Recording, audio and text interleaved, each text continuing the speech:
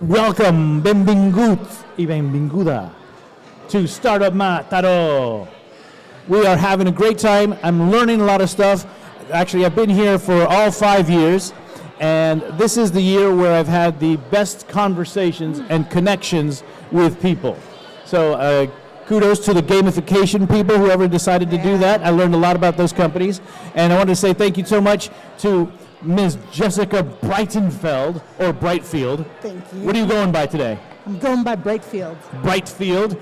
And then we have Funk Master Andrew Funk. We're going to be talking about entrepreneurialism, homelessness, and just being really cool people that we are here in Mataró.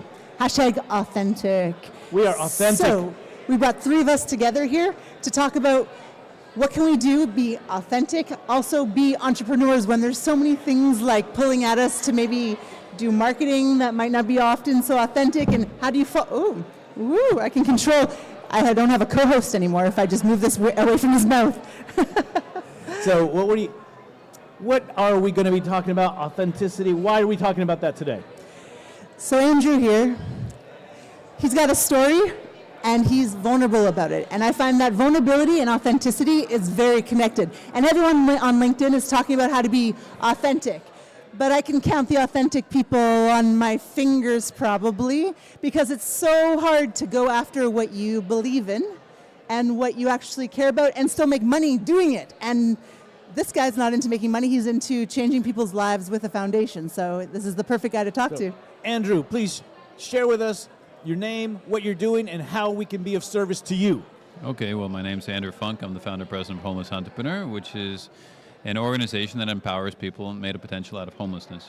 We've been doing that for around a decade.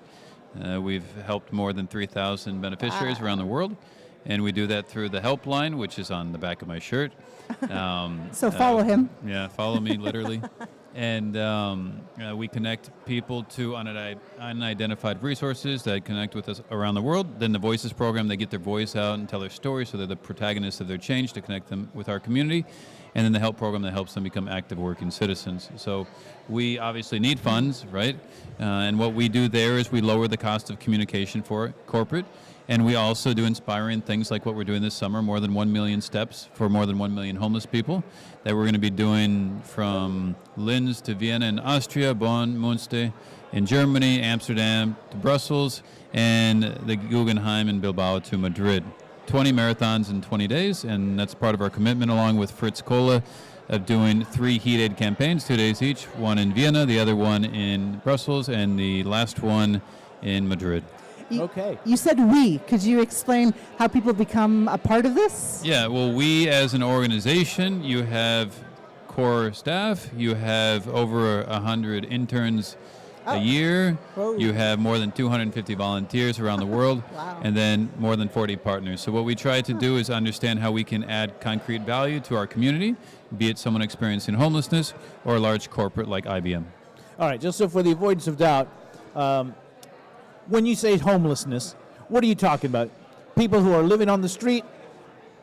Well, homeless for us is basically anyone, wherever they call home, when it takes more value away from your life than it provides.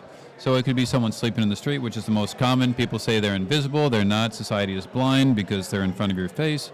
Women that are experiencing domestic violence, even though they have a roof over their head, they're still homeless. Yeah. You have people living in overcrowded housing, people squatting, etc. So there are actually 13 types of homelessness according to the EU framework that's being used.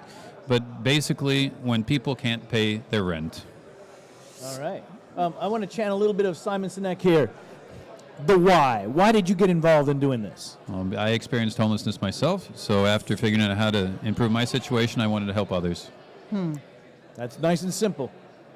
Did you study to become the guy who helps 1 million homeless people? How do you learn the steps to get out of homelessness? Well, first of all, when you go through it, you figure out the obstacles and opportunities that you face, and then you speak with a lot of people to improve your knowledge. So you have to increase your knowledge base, and then you can recognize how to create positive social change. And you have to do that with yourself before you can do it with others. And throughout 10 years, it's not a job, it's a lifestyle. So from when I wake up to when I go to sleep, I'm constantly trying to figure out how we can help others in the process, learn from it, and do constructive criticism to understand what we can improve, what we're doing well, and how we can create more social impact. Well, one of the things, if I may, Jessica, I've been surprised about some of the challenges that people who are homeless face that many of us take for granted aren't challenges. For example, well, I want to ask you, because you're the expert in this subject, is there something that kind of surprised you? Yeah, there are people that aren't ready to receive support. Wow. Not everyone is in a moment in which they're willing and able to accept the responsibility to improve their life. Because sometimes it's easier to be in the street than stress out to pay rent at the end of the month, every single month. Yeah, it does seem kind of strange, but I remember, for example, I've been trying to collaborate with a homeless entrepreneur for years. And it wasn't until people started coming into my office that I realized something that is an amazingly difficult challenge, and that is the simple concept of being able to take a shower. So a lot of the people who do want to improve their lives, they want to go to work. But how do you get a job? How do you do an interview if your clothes are always messy and you smell bad? And in order to do so, for example, when I have some great people in your program who do come to work with me at 8 or 9 o'clock in the morning.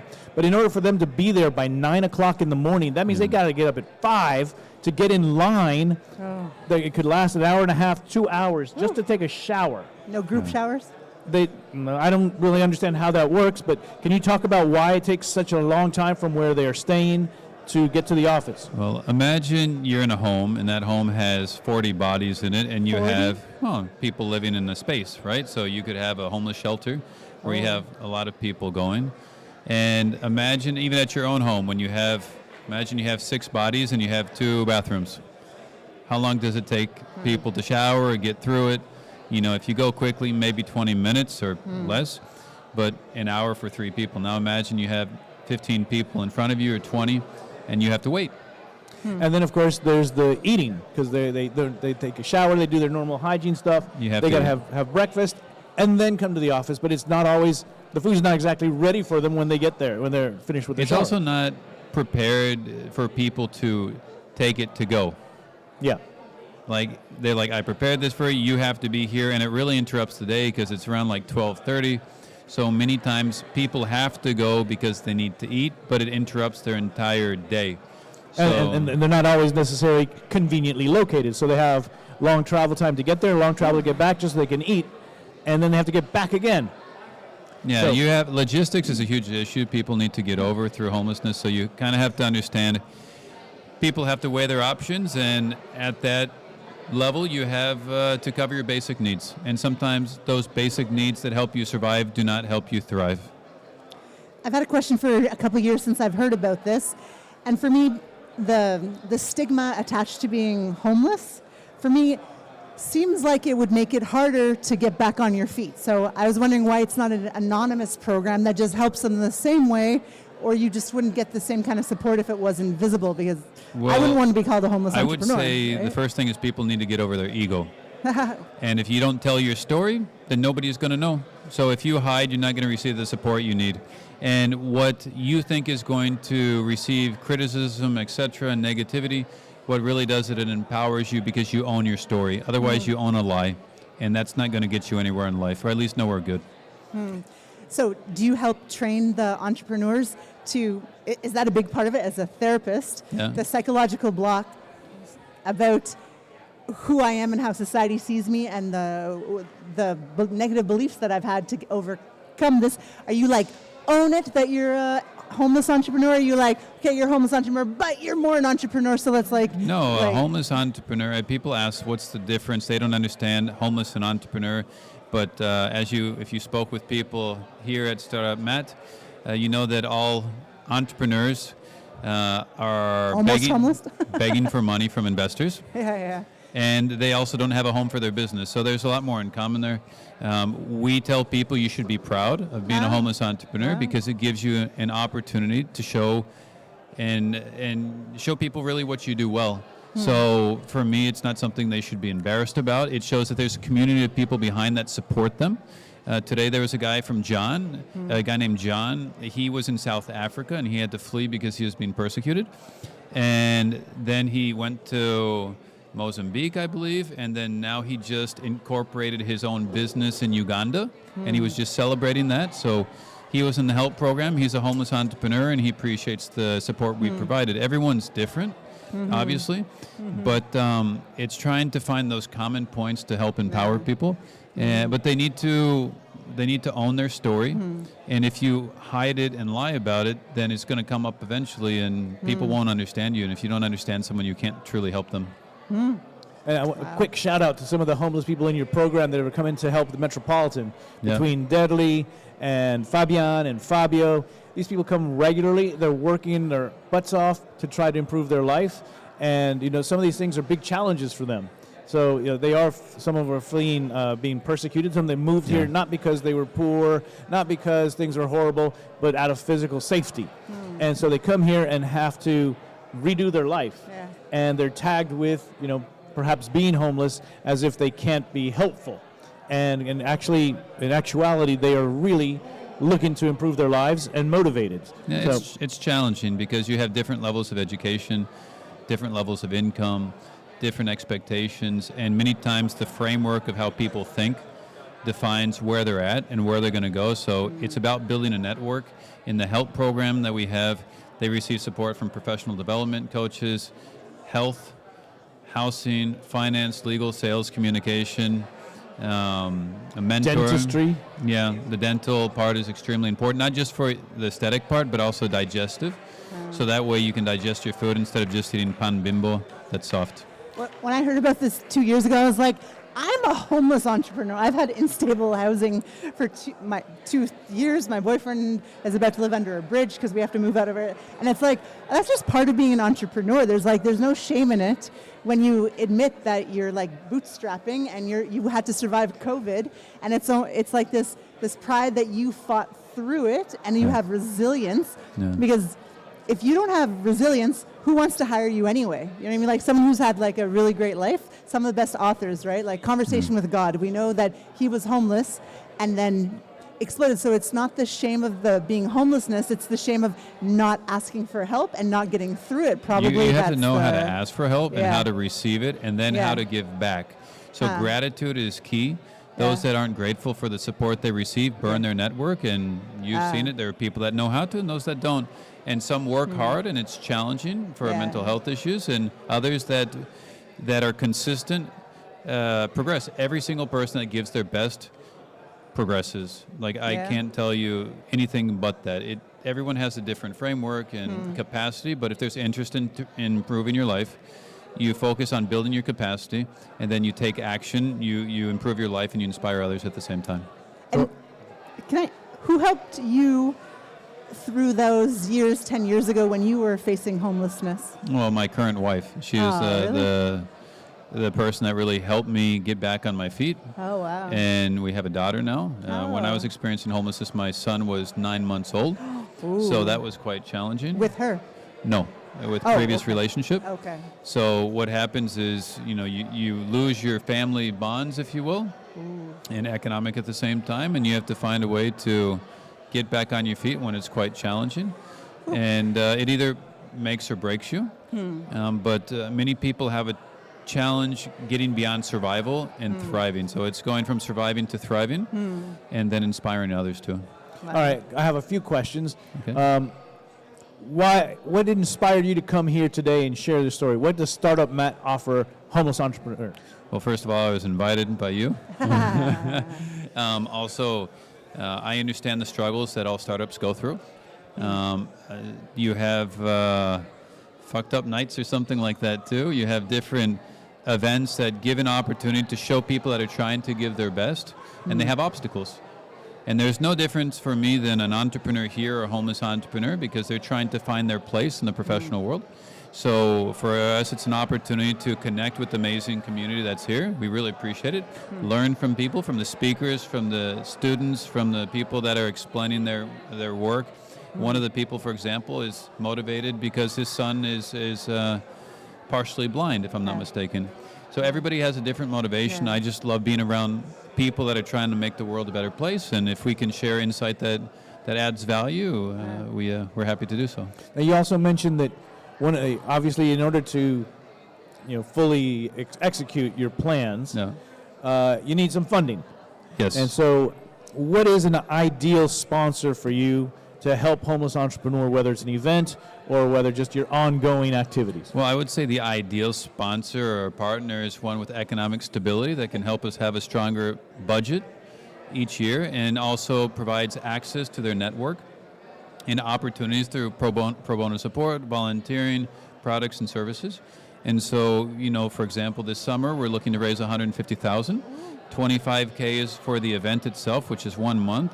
Actually, it's much more, but the execution is 1 month. And then the other $125,000 would be used to empower 1,250 people out of homelessness. So we know what we need to do, but we need support. The funding helps us have a stronger core team that lowers the costs of what we do. And a partner that has the economic capacity and interest to do so and is willing to act is one we're looking for. So reach out. Are you able to share some of the people who are supporting you? Yeah, we've received support from IBM, which is a well-known company, I believe. You have Air Liquide, which is the largest gas company in France. We've done workshops with Chanel. We're currently doing amazing work with PMI, Project Management Institute, working with 7 chapters around Europe for the Great Walk. We work with many different organizations, IBS, but to me, there's a long list of... Fritz Cola for the Heat Aid campaign. The shirt is with Crearte, which is a hair salon. It's always about connecting with people and companies who care, and companies are composed of people. So if you reach the right individuals and they connect, then we can help them create more social impact at a lower cost. Well, I have a question for Victor, because Victor is, in the last year, been really working with you and using his office space to try and create a place where that homeless entrepreneurs in Barcelona have a place to study, to work, to grow, and I know you've collaborated. And I wonder, Victor, how has this last year been as an ambassador with homeless entrepreneurs? Oh, it's been fantastic because, it's inspiring to see people who are going through really crappy experience and yet show up every day. They're in great spirits when they're in my office. I never ask them to. They start to clean the office because they're the first ones to say, you're really giving us an opportunity. You give us a place to come to be inspired to, these people who have done decades worth of work in a career that they no longer do because they're in another country, and now they're learning Python, they're learning blockchain development, and in their 40s or 50s, and I can't do that. And they're very quietly working in my conference room, and then they say, what can we do to help? And so they're trying to help generate new leads, close new business. Actually, we got Fabio right now. He's in the process. There's 4 hot leads for him. And I told him, if he wants to pay, normally I pay about 10% for a referral. I'm giving him 30%. Wow. And so if he closes these things, I'm sure he's going to be set pretty good for the month. And I'm happy to give him leads. I'll start it off. But, it's fun to see people rise to the level of hopes and expectations that you have for other people, because we're constantly surrounded by people who let us down. We expect high things, and these guys are they're sailing high over what I would expect somebody to do, and it just inspires me. So if I think that I have some trouble, I see what they're doing, I want to work twice as hard. Another thing I would say, the only negative point that I see is we're going to fill your office space up really quickly. And I don't know if you've been able to see that, but I think that space is going to be filled and we're going to have to use the terrace. But we are really grateful for that, because it's not just having the space, it's also the love and respect within the community that exists there. Between you, your team, and the interns that come up. We have your interns and our interns, and it's like there's one big happy family, which is really cool.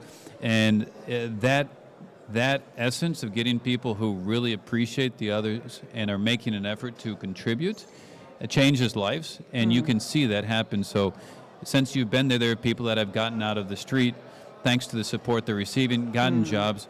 So for me, it's also a pleasure for you to see the results, and it's every day. It's not like you get a shave and a haircut and you got a bunch of likes on Facebook or Instagram. You really see the progress, which is a challenge, because you're dealing with people, you're not dealing with buildings. And that space is becoming a home for them, so that way they can find their next home, because it needs to be a trampoline. They're not going to be there forever. They know that, and they also respect that, which is also why they work so hard to not need to be there anymore. Yeah, you know, over the last 5 years, we've, as an example or symbol of the relationship that we've developed, I've only given keys to one person. It's Neve. Shout out to Neve Mannion out there in Ireland now. And Fabio. Fabio has keys. He's a homeless guy. He can come into my office whenever he wants. He cleans it up and he leaves. He treats it like it was his own. And, you know, it's just really feels rewarding. So I want to see that guy succeed, whether it's him helping me or getting into blockchain or, you know, doing stuff with his new knowledge in Python. It's just, it's really friggin' cool. He actually got a 3,000 euro scholarship with IEBS to study. So he's doing a course there. He's super excited about it. The thing is, when people give their best, they receive the best of others. And it's breaking the barriers of what people think. It's not about food, clothing, blankets, and shelter. It's about giving them the tools, resources, and networks so that way they can become the best version of themselves. Not what we think they need to be, but really who they are. You know, and the other day, Deadly, she brought her daughter to the office, and her daughter brought her daughter to the office. So it became bring your granddaughter to the office, and you know it was fantastic to see because they said they wanted to thank me. Her daughters wanted to thank me for helping their mother out, obviously. And you know, and Deadly comes in and she does work and she asks me what we can do. She wants to learn about HubSpot. She wants to learn about Canva. She's doing all these things that she said she would have never done in her other life. Wow. I don't know if this is that kind of stuff that you were hoping to hear? Yeah, it's beautiful. It shifted it's the struggle, the authenticity, the being a complete human with the ups and the downs. I am really sorry for this. I keep trying to take it away from you. And I don't know, it shifted for me. I appreciate that you took what was a struggle and now you're helping hundreds of thousands of people in the world with the same thing with pride and teaching them to be proud of what they are and what they went through. It's the best talk on authenticity I could have asked for. So thank you. Thank you. Also, one thing, you went over it, but I think you went pretty quickly. So this summer, you're going to be doing this big giant walk. What's the deal between homelessness and walking? Okay, so homeless people walk a lot more than people that aren't normally. So the average steps per day for a homeless person would be between 15 and 20,000 a day. Keep in mind, they can't really use public transportation. If they do, they get fined, and it's a challenge, right? So they walk more. And also, ending homelessness is not a race. It's a marathon that you have to walk. So you can't run through it. You have 12 hours a day like we're going to be walking. We're going to walk between 12 to 14 hours a day, 20 days in this summer during the hottest month of the year. So, we walk the walk, literally, and we try to inspire people by doing things that are possible, but people don't make that effort. And when you make that effort, you see that other things are possible too. So you're getting some sponsors to help you achieve the walk. So you need like drinks, you need food, you need shoes, you need blankets. What else do you need? Well, I don't need blankets. We're good with that. In the summer. But obviously food is important. Logistics is important. Support with what we're doing. So we're trying to raise 25K. Supporting partners are 5K. Co-leads are 15K each, and the main lead would be 25. And that helps us with everything we need to do for the event. Everything beyond that goes 100% to the programs to make sure we can empower people out of homelessness. So we're looking for sponsors that are willing to help us with funding to cover all the costs, and then also to create social impact, which is the objective. So if there's somebody out there who wants to help, you can tell your company, hey, we want to deal with this with our corporate social responsibility. Call us, and we'll have a call. We'll explain exactly what we're doing. There's complete transparency. And most importantly, we're going to understand and propose how we can do it in a way that provides direct impact to their community as well, because I guarantee every company has somebody within their company who either is homeless or knows someone that is. So it's a great way to help their own community too, unfortunately. Wow. It's pretty heavy, huh? Sorry. Love the mission, love the commitment, and because you've been at this for a long time. I remember when I had my radio show many years ago, you came on and you started talking to me about this, and I was like, okay, what can I do to help? It's been a minute since, and I have, I would say it's a lifelong journey, and hopefully we can put a dent in the system so that way people have more opportunities, and then when I'm gone, there will be other people and other systems in place to make it happen. Excellent. And so what else? Have you met anybody here at this event today? That I met a lot of people. There's a woman named Gemma. What's her Gemma last name? Cernuda? Yes. a very nice woman who was explaining how much support she provides women. And that affects about 20% of the homeless community. And we were just talking about the walk because I think she likes running, so she does marathons too. So the long distance is something that brings us together. And talked about how we could potentially empower women made a potential out of homelessness too. So I met very, very friendly people while I've been here and just looking to close deals. So that way we can do something because like I said, it's interest. Then you have to actually do something, though. It's capacity and action. When these statistics kind of surprised me. You said 20% of the people that are in the program, or just in general homeless, are women? It's about the same. Really? Why is it only 20%? That seems low to me. Well, because the system tends to protect women more than men. Women, children, and elderly people get more protection. So to understand it, if you have an 8-story building, men will fall from the 8th story to the 1st. They'll wake up if they do and kind of figure out and move on. Women, they'll fall from story to story to story, so they've burnt so much of their network by the time they're in there that severe mental health issues are prevalent and possibly substance abuse too. Hello.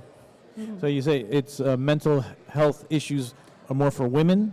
When they're in the street. When they're in the street. Because they've burnt so much more of their network. And because the law protects women, children, and elderly people much more than men. Institutional support systems. Yeah. Oh, sure. okay. I thought you meant. And like also, friends, women tend to take care of their network a little bit better than men do. So kudos to women for treating their network better. Interesting. Okay, how about a question from the audience? Can we do that? No? Why not? Okay, sorry. Well, we had only 3 minutes, now we're 2 minutes past. Oh, okay. We're a little bit past. So No, okay. we need to wrap up then? Yeah. All right. Well, thank you so much, Jessica. Thank you, Victor. And Mr. Funky, Andrew Funk from Homeless Entrepreneur. Keep doing what you're doing. It's great to have you with you. Yeah, sure. Thanks for being a partner, brother. All right, Sam. Thank you. All right.